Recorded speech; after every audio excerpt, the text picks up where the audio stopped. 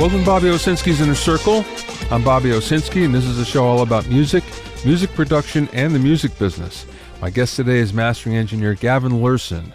But first of all, there's a lot of controversy going around about YouTube not including advertising on channels with less than 10,000 views. And there's a big furor over this, mostly because everyone's saying, look at all the advertising revenue that the artists aren't getting.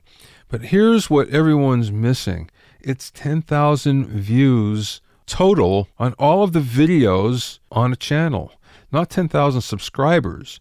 10,000 subscribers is pretty tough to get to, but that's not the milestone. The milestone is 10,000 views total.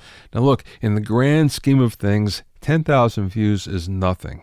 Really, even 1 million views isn't all that big a deal, and I think you'll find even indie record labels will begin to say, pay attention when we get to 8 figures. Until you get to about 50 million views, really, you're not doing much on YouTube. And again, the scale of everything is way different than it used to be. So 10,000 views is nothing. If you can't get to 10,000 views, boy, you don't have an audience at all. What this is at 10,000 views, you're allowed to join the YouTube Partner Program. And that's when you can begin to share revenue. If you're already in the partner program and you don't have 10,000 views, it's okay. You're going to be grandfathered in, so it's no big deal. But again, if you only have 10,000 views, you're not making much anyway, because 10,000 views is, like I say, a drop in the bucket. So it's a good thing to learn to readjust the way you look at these things when it comes to streaming and views, because 1 million just isn't what it used to be, and 10,000 is way, way, way, way less than it used to be.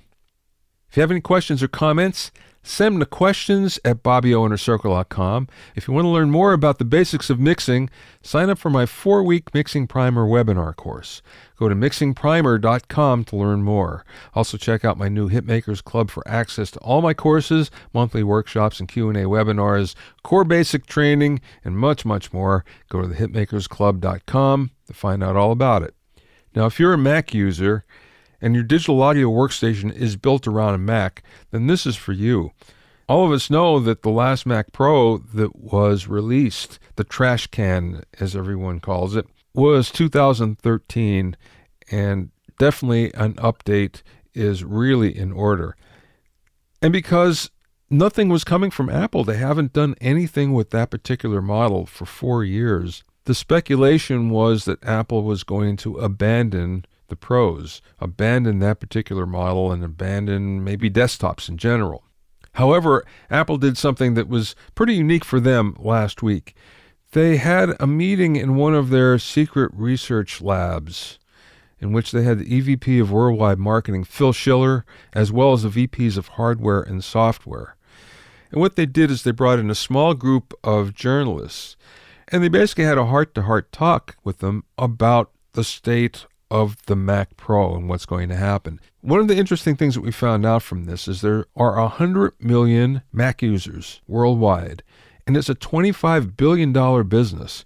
It can be a Fortune 100 company just on its own. 80% of those are MacBooks, and Mac Pro sales are actually up 20% this year. That being said, Apple acknowledged that the number of Pro users is probably in the single digits. And really, there's no one type of Pro user. We tend to think just about audio, and of course, video people tend to think just about video. But in fact, there are graphics professionals and programmers and scientists and architects and all sorts of other pros that use the Mac. And guess what? We're all looking forward to a brand new one. And it looks like that's going to happen. They said they're going to come out with something modular maybe by the end of the year, but everyone thinks it's going to be more like 2018. They kind of acknowledged that the trash can Mac Pro was more form over function. It looks great. It does one thing really great, which is get rid of heat, but the fact of the matter is it's very difficult to upgrade, if not impossible, and really have lots and lots of cables and everything hanging off of it. So it wasn't, when it comes down to it, the best unit for a Pro. But Apple says they're going to change things and we're going to see something new pretty soon. This is really unusual because Apple doesn't telegraph these things. It's one of those things where all of a sudden you wake up one day and you find out there's something new, or they say there's going to be a press conference or an event that's going to happen in 2 weeks or a week, and then they announce it. But in this case, they've announced it way in advance. They also said that the current Trash Can Mac is going to get a speed bump pretty soon, so it actually is going to be updated for the first time, upgraded, I should say. And also, there's supposed to be some new iMacs coming out. A lot of us have gone over to iMacs because we get the ports we want and the big screen, and it seems to work for a lot of people. But if you're in the market for a new Mac Pro, if you can hold on for a little while, that's probably going to be best. Gavin Lurssen started as a protege of the great Doug Sachs, but quickly forged his own way, first at the famed mastering lab, then at his own Lurssen Mastering in Hollywood. Along the way, he's mastered projects for everyone from the Foo Fighters to Queens of the Stone Age, Eric Clapton, Sheryl Crow, Miranda Lambert, and Elvis Costello, among many, many, many others. Plus, he's won 5 Grammy Awards for his work. Gavin is also on the board of directors of the Recording Academy and now has his own mastering plug-in from IK Multimedia. I spoke with Gavin live from his studio in Burbank, California. I know you started with Doug Sachs, and I want to hear about that, but let's go back before that. Because you were a Berkeley guy, right? I was, yeah. I studied film scoring at Berklee College of Music. I tried to get into the engineering program, and they had such stringent requirements. A lot of it had to do with your high schooling. And I didn't take my schooling seriously till I went to college, so I had to actually go to community college for a couple of years before I could build up enough credibility to get into a place like Berkeley. So, that around the time I went to community college, I started to figure out that I wanted to be in the music business, and so I went to Berkeley. Within a year, I applied for the engineering. They told me I couldn't get in, and it's a sort of a running joke now because I'm pretty good friends with the crew that runs that department, and it's looked back on with a chuckle, But what's great is I studied film composition, film music, and my instrument was guitar, so I got a really great, well-rounded education in all aspects, but in how music is made and composed and all that, and everything I would have learned at Berkeley, I probably have learned on the job by now, so that was great. And when I graduated in 91, I wasn't sure where to go with that degree. I didn't really, I thought it would be cool to be a film scorer or a TV composer or something like that, but I didn't have, that deep down gut feeling. Mm. I didn't see myself as that. I knew that would be a great education to open doors for certain aspects of the music industry, but degree in hand and my mom's borrowed car, we lived in Virginia at the time, just outside of D.C., I convinced her to let me borrow her car for 1 year, and I would then return it. So that would allow me to drive to LA and grab a job in the music business. So I never actually ended up returning that car. She still rides me about that. But obviously she wanted to support that cause, So I drove out. I knew one person in LA, and it was before cell phones. So, and GPS and all that stuff. Yeah. So I kind of had a map, I loosely planned it. I had 7. Thomas Guide, right? I didn't even have that because I was getting to LA. Thomas Guide is an LA thing, Yeah. So I went to AAA, and I got the maps and they highlighted the areas, and I actually still have a map that I used to drive across the country where I marked all my stopping points and how much it spent on gas, just kind of a map, knowing one day that would be fun to look back on that. Yeah.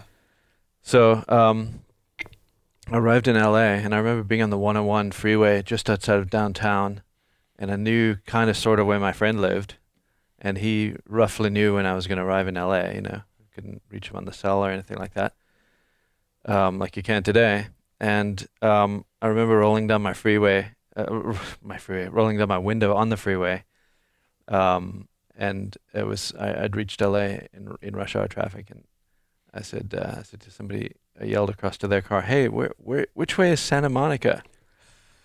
So it was that kind of old school trip, you know. Yeah. And I had $700 in my pocket when I left for gas, for everything, and a futon mattress on the car that my dad and I taped up pretty well, to prevent against the weather.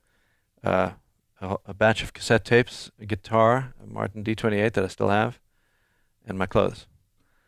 And within about a month of arriving in LA,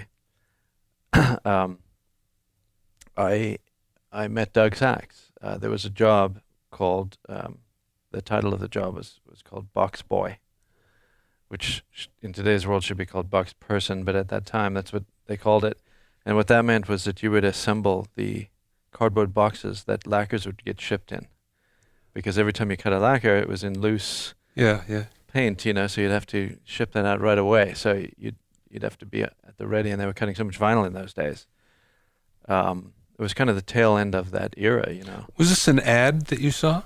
No. Through this guy that I knew, he had a crew of people, and so I sort of fell into that group, that circle of friends. And Was he a Berkeley guy? He was not a Berkeley guy. I knew him through somebody else that was from South Africa, because that's where I'm from. So we became friends. A person in that crew had applied for a job there and didn't get it, and was telling me about it, and said, was respectfully handing me this info. Maybe you want to check it out. So I went in there, and unannounced. I just showed up with my resume within about 3 weeks, maybe 2-3 weeks of arriving in LA. And Doug was working, and he was floating around there, and somebody had told him that I'd shown up about the job. So I figured, okay, there is a job. Yeah. And so they said, well, why don't you just wait a while, just hang out, and he'll connect with you. So I waited maybe 2 hours, in the lobby there, and kind of even got a feel for the place a little bit. And he put me in his car. We drove up to the Beechwood Cafe, and I remember within seconds my resume ended up on the floor of his car, and he had a stick shift Mustang, 5-liter, crazy horsepower car. He was really into cars. And his foot just obliterated this resume, tore it in shreds. And I tried to, say, hey, that's my resume over there. And he said, don't worry about it. All right, it's fine. Don't worry about it. He wasn't interested in the resume. Yeah. So we go into Beechwood Cafe, and we chatted away. And he starts talking to me about cars and the history of LA. Nothing to do with music. And he did most of the talking. And then he said, all right, if you want a job, we'll take you. $8 an hour. That was the entry level. Yeah. At that stage, And he said, if you don't know anything, don't worry, we'll teach you. So he basically knew what he was dealing with. He was dealing with a college grad with no experience, totally green. Did he know you're from Berkeley? Yeah, but he didn't even care. But I think what that told him is that I was serious. Yeah. If you're going to get a degree from Berkeley and then drive out to LA, which I told him, there's somebody in front of you who kind of means business, Yeah. The reason why I bring that up, I have a very similar backstory to yours. I was a Berkeley guy, but I taught there. Actually, the recording I helped start the recording program, so it goes way back. Wow, that's great. I didn't know that. So when I came to LA, I didn't know anybody, but one of my students said, go meet this guy. He's waiting for you. He'll help you in Santa Monica. Turns out the only person that I didn't know, but the only connection I had in LA when I landed. But I was told by everybody, never tell anyone in Los Angeles that you're serious about working with, that you're from Berkeley. It had a bad reputation. I remember some of that. And it was mostly because of an arrogance, I think, that a lot of the students exhibited. So I remember for a couple of years I never said anything. But the interesting thing is, so then one day I go to A&M where a friend of mine was an assistant. So I'm hanging with him, and he's cleaning up at the end of a session. And one of us mentioned Berkeley, and there were 9 people in the studio, and all of a sudden ears started to perk up, and one by one, well, I went to Berkeley. I didn't know that. I went to Berkeley. And there's 7 out of the 9 people that went to Berkeley, and the only people that knew one another or knew about it was my friend and I. Yeah. So I think that's changed somewhat now, but I think it's hugely changed. Yeah. And there's a guy named Peter Gordon out in LA. He's a fixture. He's been here for years, and he's done so well to gather the community. Mhm. And the new president, Roger Brown, has been there 10 years, but he's still the new guy. yeah. You know, great guy. He's really done a lot to gather the LA community and put a real sense of pride on the Berkeley grads and shine a light on some of the Berkeley grad achievements. You know, so that whole thing has changed, and it's a new business now anyway. But Yeah. I do remember that what Yeah. you're talking about. It was kind of in the 90s that vibe permeated. Yeah. You kept quiet about your heritage, so to speak. Yeah. All right, so let's go back to Doug. So then you're lucky enough to get a gig with Doug Sachs. Did you understand the magnitude of that? I could tell it, like, you know, we could tell who each other were. We understood each other very quickly. So what he saw in front of him was somebody who, you know, put in the time all the way through to get an actual degree, put all my stuff in the car, drive it to LA. So he's, like I said before, he saw somebody that meant it, you know, and I think that was enough for him. He didn't care about anything beyond that because he knew he would have to teach me everything, or somebody would have to teach me. And then what I saw in front of me, it was very evident that, you know, this was a small niche of within the industry, and there was only a few people who were at the top. And I felt the vibe that he was, you know, the godfather, and you know, I had done some research, although there was no internet in those days, but, you know, I knew there was one or two places in LA that were the real deal, you know. Mm-hmm. And so I knew I was sitting in front of somebody like that. I didn't.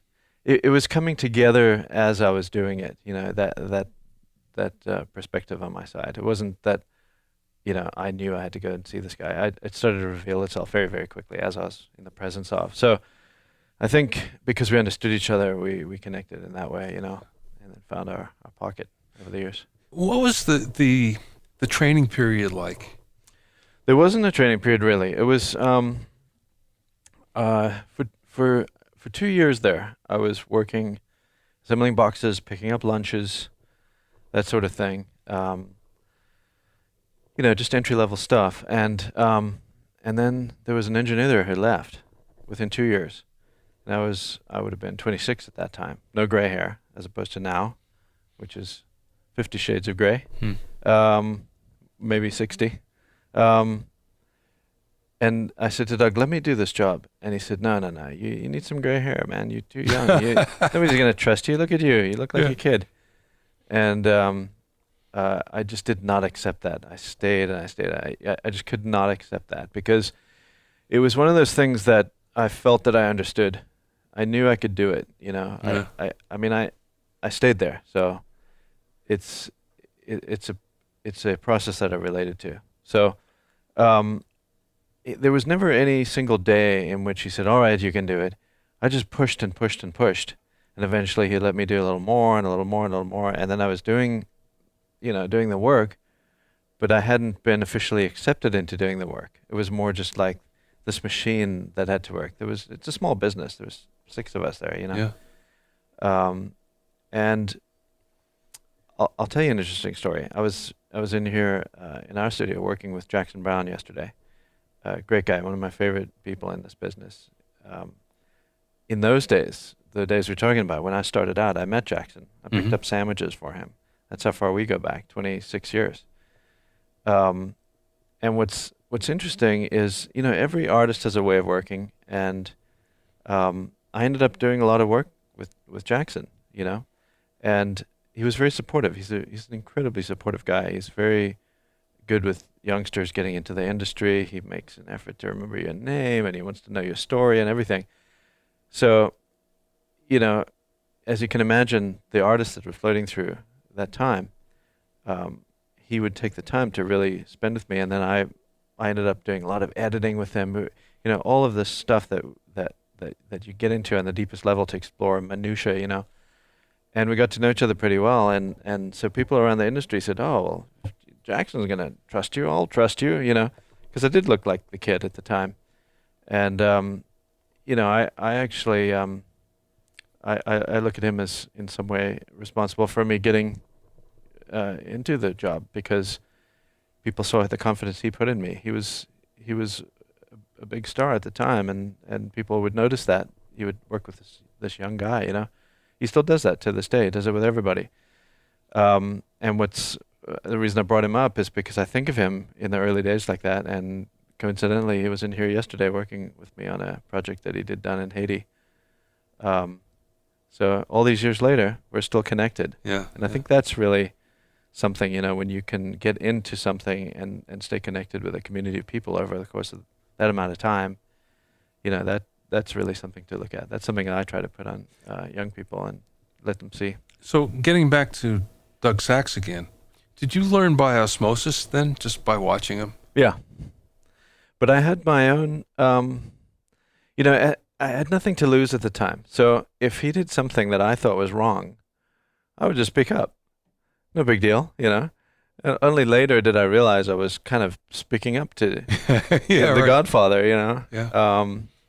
I knew at the time, but there wasn't anything to lose. I was hardly making any money. I was at the beginning of my career. If it all fell apart, it was early enough to do something else about it, So I think, it's a combination of that youthful, I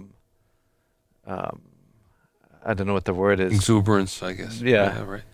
Combined with his respect for my output, and he would often agree with what I said, He would say, "Oh, okay, well, yeah, let's try that," So he was taking it in, and I think when you combine all that, you get that kind of osmosis thing, Yeah. So he wasn't the type of teacher and mentor that I try to be to the youngsters today, where it's a very calculated journey. It was more like, his attitude was more like, well, if I was going to hang around, then I could just see how he does it and learn from that. And that allowed me to do things my way, to kind of get my own voice, Mm-hmm. In the calculated effort, in the way that I try to do things now, which is different than that. You have to really carefully make sure that somebody ends up with their own voice. Otherwise, they could end up with your voice, Sure. So his way was more of a guarantee of somebody finding their voice, which I did, and I still think about that. That's cool, though, that just the fact that he accepted your input. Yeah. Because Yeah. he's the Godfather. I mean, he could have said, just blend into the woodwork. Yeah. Be seen and not heard. But what I learned from him in that, and from all these high-level rock stars that would come in. I mean, we dealt with, when I started out, this was the record business, unlike it is today. Mm-hmm. Only few could make records, and you had to be signed to a label and have a budget. So you really got the name people on a daily basis. And so I got to know a lot of these people, and I still interact with quite a few of them. And Doug as well. Doug had his level of fame within his industry, within his circle. And what I learned from that very early is that thing that people do when you put somebody up on a pedestal, or somebody's the Godfather. There's kind of no such thing. I mean, we're all just kind of flesh beings in this building trying to get by and get the bills paid, and if somebody's got a great idea, it would be smart to hear what they have to say. So this whole thing that I had in Berkeley of these unreachable rock stars got nullified pretty instantly, and you really just saw that everybody's just trying to navigate through the world in their own way, and there's no such thing as that, Yeah, and the other thing is, what you read in the press is usually different from what the reality is. After you meet somebody and you learn their story, it's like, well, wait a second, okay, it's distinctly different than what I thought. Fake news. Yeah. No, I agree with you, and that's why things like what you're doing here is important, because this is all the real deal, and now there's technology to expose and distribute all this information in a different way that's much more realistic, and tells it how it is. Okay, so then Doug decides to move to Oxnard, and you decide it's time to go out on your own at that point. Yeah, he was up there for a couple of years before I left, I think. Oh, really? Oh, I didn't realize you made maybe about a year. Okay. Maybe about a year. our relationship was good. You know, we had our journey. He was my mentor. I was his protege. He was proud. I was proud. Everything was good. And then as time went on, I guess I look at my journey. You know, I'm kind of an intense personality. So I want this to be secure, and I want to do this. You know, and the clients appreciate it, and the fans appreciate it because we make this music sound a certain way. So it serves that purpose. It was probably difficult for Doug to deal with, and he was an intense guy too. So you know, we're a bunch of creative people trying to get along, you know, and so he was trying to finance the Ojai operation, buy the building and set up the gear, and I was trying to custom tailor my voice in how things would sound, you know, and I found ourselves getting a little more distant in the process of that. Mm-hmm. So so I decided that, you know, without going into too much detail of that, I thought the cleanest thing to do was allow me to go out and do what he was doing with his life, which was setting up shop, running a business. And I had my own crew for many years, you know, before that at the lab, and they were my crew. They were loyal to me. You know, I was their leader at the time, and they had nothing to do with Doug's side of the operation. We were separated within that structure. So it felt like the natural thing to do. I signed a lease and set up shop and went for it in about 2005, I think. So then it's actually an easier split. It's not like you jumped out on your own and then you had to build up your clientele. You already had the clients. So it was just setting up shop, as you would say. Yeah, and he understood that and he supported that. You know, I thought that maybe they'd be a little nervous about following it, you know, but really the vibe was just, you know, okay, where are you now? All right, see you tomorrow, you know. So it was just more of that, you know. Yeah. It was an easy, amicable split. Doug was supportive ultimately, you know. So when you split and started your own thing, did you find that you were busy right off the way you wanted to be, or it took some time to build up to where you wanted to get to? No, it was always busy. I mean, I don't think we've had a single day that we haven't been booked the whole time. It's the nature of this business. Anybody doing what we do faces that. I mean, there's very few of us, and it's just always been that way, you know, before I left and since. Yeah, okay. What did you take from Doug in terms of philosophy and approach? Because I've spoken to Doug about this myself, and I kind of know where he's coming from. I'm just curious how that relates to you. Well, you know, we obviously see things differently, and we see things the same. You know, I'm as I said, an intense personality, so I've got my view on things. But at the same time, you have to see other perspectives and take it in, and obviously he taught me. So in the very beginning, it was all about less is more in terms of signal processing.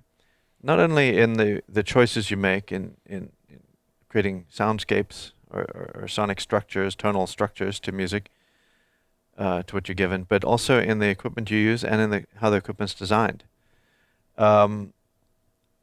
Maybe one of the big important ones is, and this has actually got to do with Doug and my own journey in terms of how I discovered how to process sound on my own, above and beyond what Doug taught me. You know, my own journey off to the side and figuring out where to go and creating my own sound.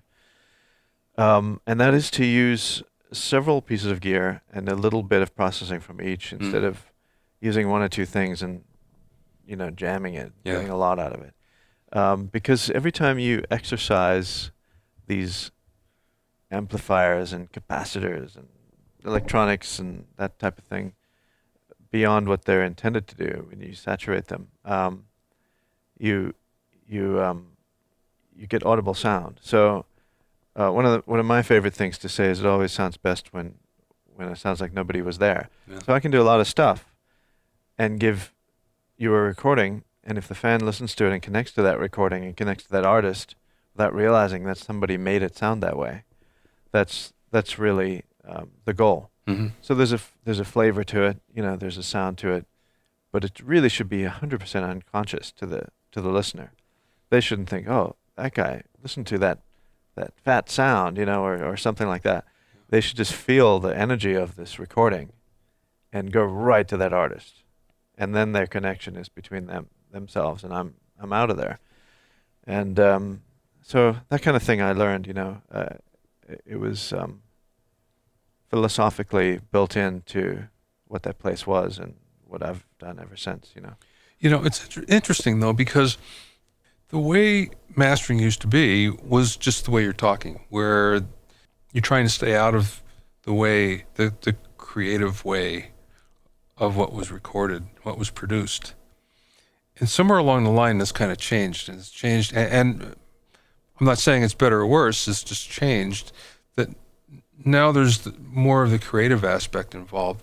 That being said, a number of engineers, really good mixers, have said, I don't like the way that guy masters, not, whatever name it is, because he changes my sound. I'm giving it to him what I liked. Yeah. It's tough in there because you have to straddle that line. How creative do you get? Well, it's interesting that you bring this up because I went, about a year ago, I went around the country. We were promoting a plugin we built with IK Multimedia. Yes. And the way we designed this plugin fits right into what you're talking about. And this is what I mean by that. So when you come in the old days when I was with Doug, the first order of business was to line up the tape machine. Yeah. Now we could choose a variety of head stacks. That's one thing. Then we could choose a variety of capacitor chains, different capacitors for different head stacks. And when you combine, and then we could choose tube electronics or solid state electronics. Yeah. So you'd have to spend a great deal of time figuring out how to play somebody's tape back.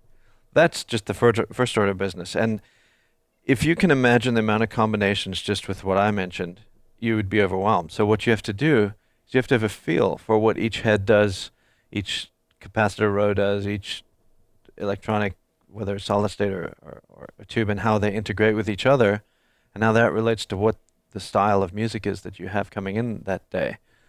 Maybe there's a particular producer who's got a certain thing, and you pick this head and that, So these combinations, with time, you get a feel for what these chains all are.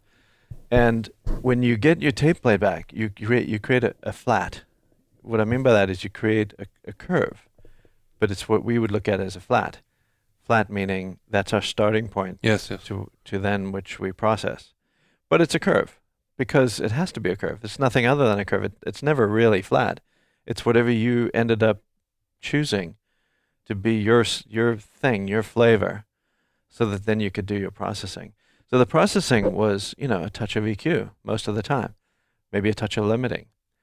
But it was a whole bunch of work before that to get to where it was just those minimal choices made. And then you end up with a depth of field, a size, a flavor, a color, and that was what Doug was known for. And then I came into that world. So when we took our plugin, I used that same philosophy. And maybe this is even more appropriate to what you say, what philosophy did I take? What I looked at is, in today's world, if you look at the settings on our console at the end of every song on every day, you'll actually see quite a lot of stuff going on.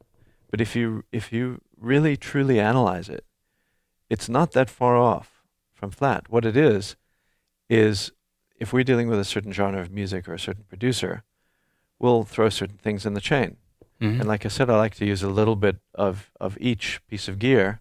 So I might have 3 limiters in the chain, a solid state, a tube, and perhaps a de-esser for some high frequency limiter that allows me to then EQ some high frequencies in there without it sounding screechy. Mm-hmm. I'll use that in conjunction with the de-esser as a high frequency limiter, so I'll have a bunch of stuff cooking there that really you start to use, but it's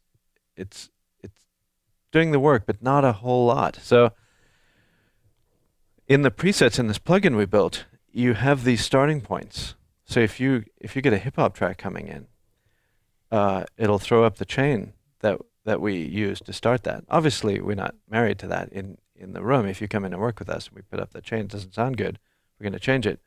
But it allows you the same luxury on the plugin. You can actually pick a chain, and without doing anything, you're going to get something out of that.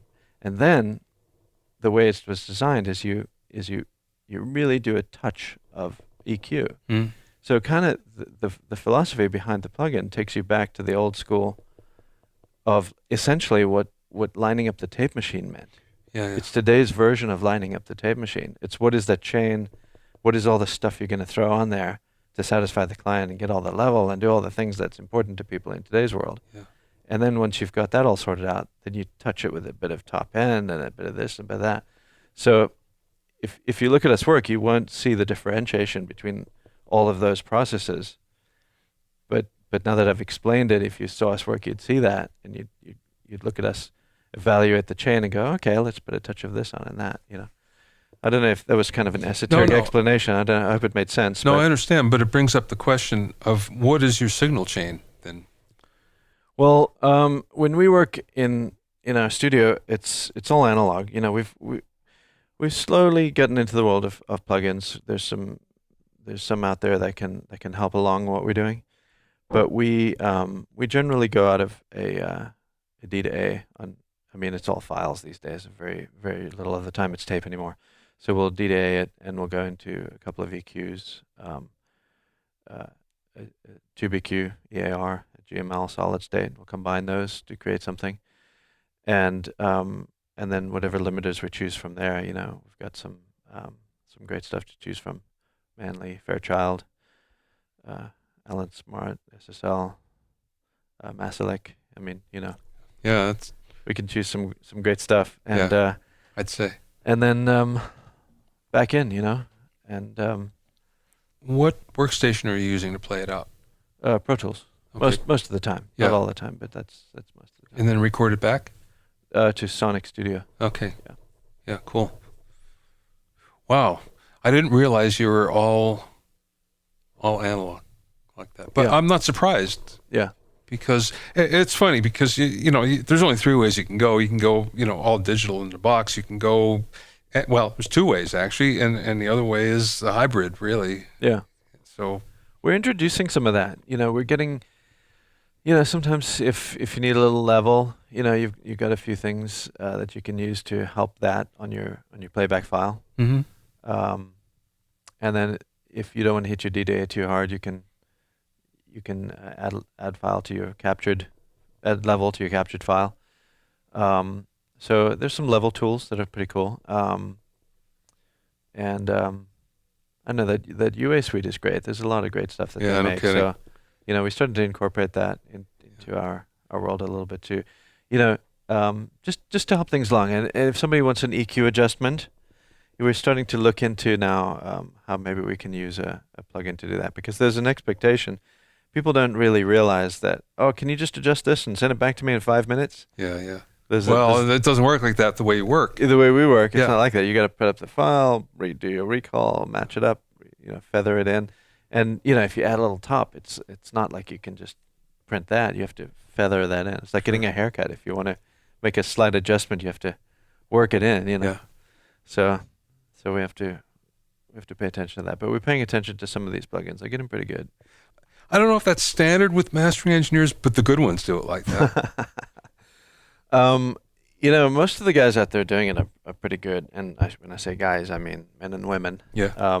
I got my chops busted the other day for using the term guys, because Yeah. apparently that's no longer PC. But I meant the men Collectively. and women doing this job are doing a pretty good job out there. It's pretty good out there. All these records coming out are, have got nice sound to them, and obviously there's going to be, there's a million people doing this. You can go to Guitar Center and spend $500 and do it.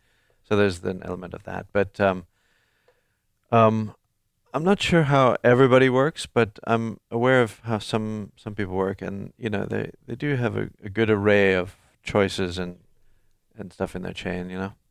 I've noticed that.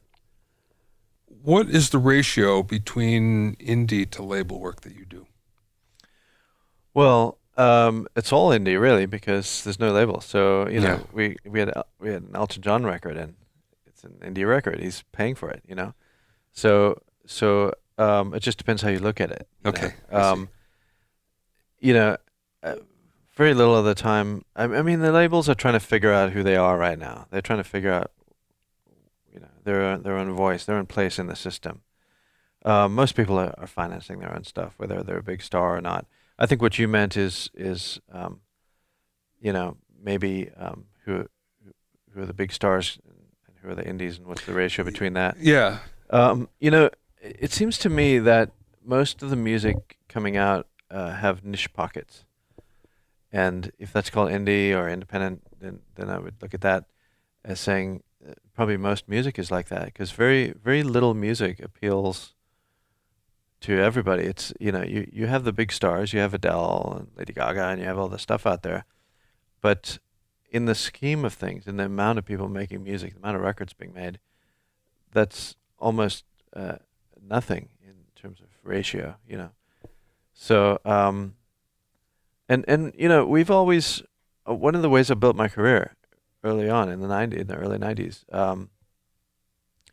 is that I always wanted to be friendly towards independent bands, and the way I did that was I saw, we were always billing by the hour at that time. Everybody was always nervous. They were looking at the clock Yeah. up on the wall, and I wanted to take that out of the room. I wanted to get that off the table. So there was a consistency to the way we worked. I could kind of calculate what it was going to cost. You size somebody up, Mhm. which way it's going to go. So I started coming up with flat rates. Now everybody's doing flat rates, but this was very difficult to talk Doug into doing flat rates. Like, hey Doug, come on, let me charge this much, and you come in, we do the work, and if it turns into something different, we renegotiate. But I eventually persuaded him to allow me to do flat rates for independent bands and independent labels, and people were starting to fund their own bands back then. So I developed a reputation early on as one of the first people to develop a reputation of having this, stress-free environment. Mhm. So people would tell their friends, "Hey, go to this person. It'll cost you this much." Yeah. They'd be able to tell their friends what it would cost, roughly speaking. So as a result of those days, I think we're still pretty popular with independent artists, independent bands, and I've always supported that community because, if you think about it, I mean, the main reason, the thing in my heart that I support there, many aspects of it, but the deepest reason is, 100 years ago, if you had somebody wanting to express something on a piece of paper, they could probably do it. But if they had a song, you couldn't really capture it. There was no technology available. And then when the technology did come about, you'd have to have budgets and go through politics to get a record deal to capture your music. And, when I came out of school and into my professional life, it was kind of the beginning stages of people with no resources, really no connections, no political connections, no business savvy, but real artists with something to say, which is a reflection of our culture. Mhm. And I noticed on these independent records that people were actually having messages that were reflecting on the culture. And so I liked the fact that the technology existed and was affordable enough that somebody could actually express themselves in music. And so I wanted to make myself available to help them with that in their tonal structures, and their output. So I think just that vibe that I've brought, has helped keep that community coming into us. And we do a lot of big name records, but I've never really pursued that. It's really what's just happened because I was with Doug or in that environment and at that time. Yeah. It's just been the world I've lived in. And so there's a fair amount of that, and a lot of independent bands too. Okay. Is there a consistent mixing problem that you see on the mixers that you get in? And great mixers probably won't have any problems, obviously, but there are less than great mixers. Is there a problem that you see? It's interesting, when you say there's less than great mixers, So we're living in a day and age now where some of these independent mixers are doing a bang up job. Yeah. They're doing an amazing job. It's really remarkable how well they're doing. And even the most seasoned mixers will rely on their relationships with people in my position to tell them where they're at, because a lot of times they're working on limited budgets and they're in environments unfamiliar to them. And probably the biggest single issue that comes up with the seasoned mixers or the unseasoned mixers or anybody, and they're aware of this too, is the standing bass wave. Mm. When you're mixing something in an environment and you're making it sound great there, and you've got something nulling itself out, you're going to end up with an abundance in an area, and it's usually in that bass area. It's usually in that bass area because that's the build-up. Yeah. That's where stuff builds up. The other frequencies don't build up as much. So I've given people some tips on how to avoid the standing wave. There's some cool little tricks you can throw down blankets along the sides of your walls, and there's fun little things to do. But that's probably the most consistent thing. And usually when it is an issue, people have some sense of it before they even come in. We talk about it before they get here. Yeah, that makes sense, definitely. Okay, last question. You've been at this for a while, and I'm sure you've gone through a lot of business challenges in the process. So was there ever a piece of business advice that you got from somebody that was like an aha moment for you? It was like, okay, this is going to change the way I work. No, not that I can think of, but I have been, in my own senses, my own consciousness, I have doctrines that I live by. Things like consistency. If you're going to come to me and you sold your mom's jewelry and you got $100 and you got 20 songs, it's hard to get us to agree to do that kind of work. But if we take it in, we have to give you the same treatment that we're going to give anybody else. Yeah. And anybody who works on our crew needs to understand that. There's one way that you can do something. And when you have that sense of consistency, the world gets to know you in that, because they see you. And I think in my experience, when I've seen people go, oh, well, it's you, so I'm going to operate this way, and I'm going to operate a different way for this person, they tend to have a much shorter lifespan in the scheme of things. Yeah. So consistency is a crucial aspect. And it's not just for selfish purposes of that. There's something greatly satisfying about being consistent. It promotes a sense of self. It's a meditation, because it allows you to live in that moment, all the time. You are that person. That is who you identify with being. So it's on a deeper personal level that straddles the professional life as well. The other thing is, you have to pay attention to the give-take cycle. There's people in life that are just takers. How much can I get? There's people that are just givers, and that's unsustainable as well. I think what you have to do is pay attention to the cycle of releasing and receiving, and information, money, equipment, whatever it is that's coming into your life. You kind of have to balance it with what's going out of your life. And what that's going to do is it's going to keep you in the community.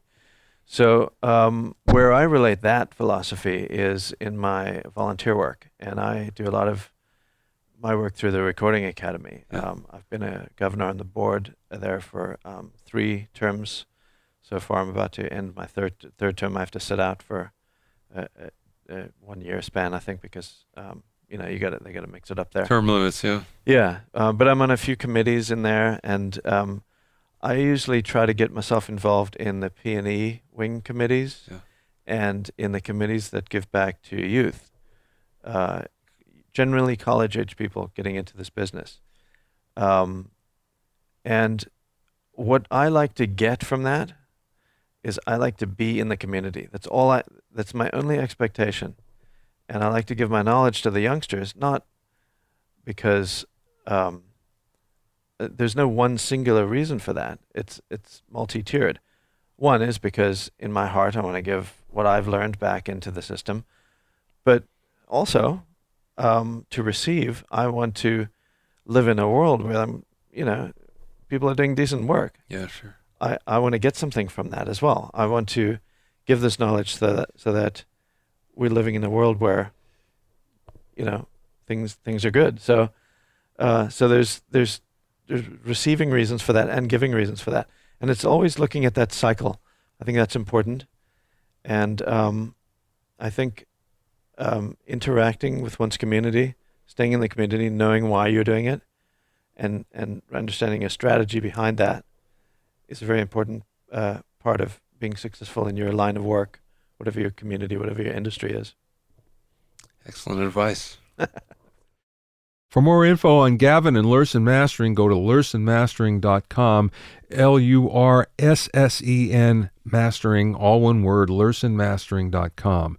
Thanks for listening and being in my inner circle. Remember, if you have any questions or comments, you can send them to questions@BobbyOInnerCircle.com. To listen to other episodes of Bobby Owsinski's Inner Circle, go to BobbyOwsinski.com and select the podcast tab, or go to BobbyOInnerCircle.com, or find it on iTunes, Stitcher, Mixcloud, and Google Play. At BobbyOwsinski.com and BobbyOInnerCircle.com, you'll also find a sign-up form for my newsletter and for alerts for new podcasts. This is Bobby Owsinski. I will see you next time.